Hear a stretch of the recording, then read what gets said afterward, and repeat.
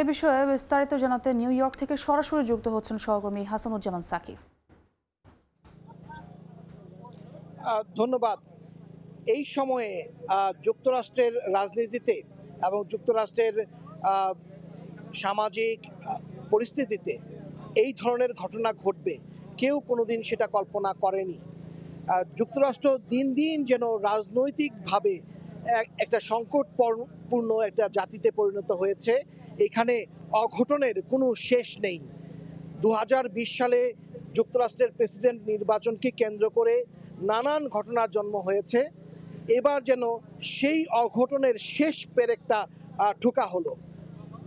প্রতিদ্বন্দ্বী প্রেসিডেন্ট প্রার্থীর নির্বাচনী জনসমাবেশে এবার গুলি হলো এবং সেই গুলিতে আহত হলেন স্বয়ং প্রতিদ্বন্দ্বী প্রার্থী রিপাবলিকান পার্টির সাবেক প্রেসিডেন্ট ডোনাল্ড ট্রাম্প।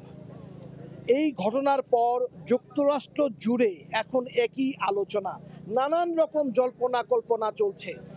আমরা যারা তৃতীয় বিশ্বের দেশের নাগরিক এই যুক্তরাষ্ট্রে এসে অভিবাসী জীবনযাপন যারা করছেন, তাদের মনের মধ্যে একটি প্রশ্ন যে উন্নত জীবনের জন্য যে যুক্তরাষ্ট্রে আসা, সেই আসার জায়গায় যুক্তরাষ্ট্রের রাজনীতি, যুক্তরাষ্ট্রের যে সামগ্রিক পরিস্থিতি তা কি তা সমর্থন করছে?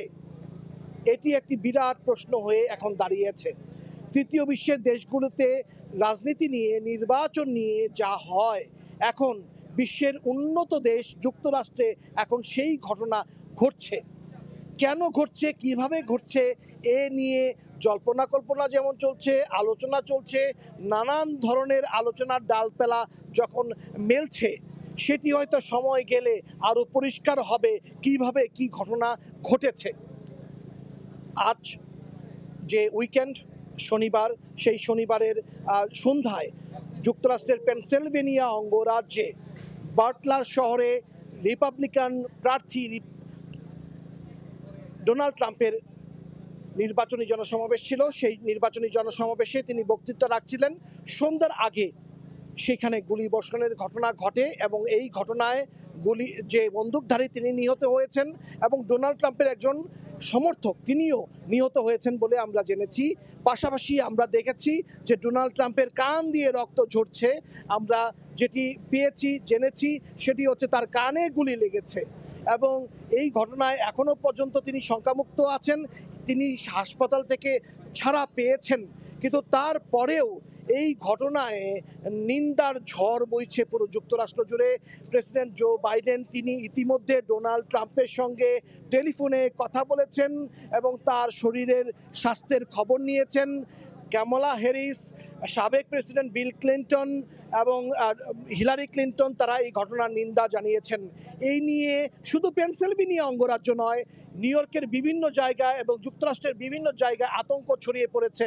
বন্দুক সহিংসতার ঘটনা প্রতি মুহূর্তে জানি, সাধারণ মানুষ বন্দুক সহিংসতার ঘটনায় প্রতি মুহূর্তে সেখানে তারা ক্ষতিগ্রস্ত হচ্ছে, তারা নিহত হচ্ছে, তারা আহত হচ্ছে। কিন্তু সাবেক কোনো মার্কিন প্রেসিডেন্ট যিনি আগামী নির্বাচনেও প্রার্থী হয়েছেন, তাকেও বন্দুক সহিংসতার শিকার হতে হবে, এটি কিন্তু কেউ কোনোদিন ভাবেনি। এই জন্য বন্দুক সহিংসতা রোধ করার ব্যাপারে নিশ্চয়ই আরও অনেক বড়ভাবে যে আগামীতে যারা এই ক্ষমতায় আসবে তাদেরকে আইনের মাধ্যমে এটা নিষিদ্ধ করতে হবে। এইরকম নানান ধরনের আলোচনা এখন কিন্তু সর্বত্র বইছে।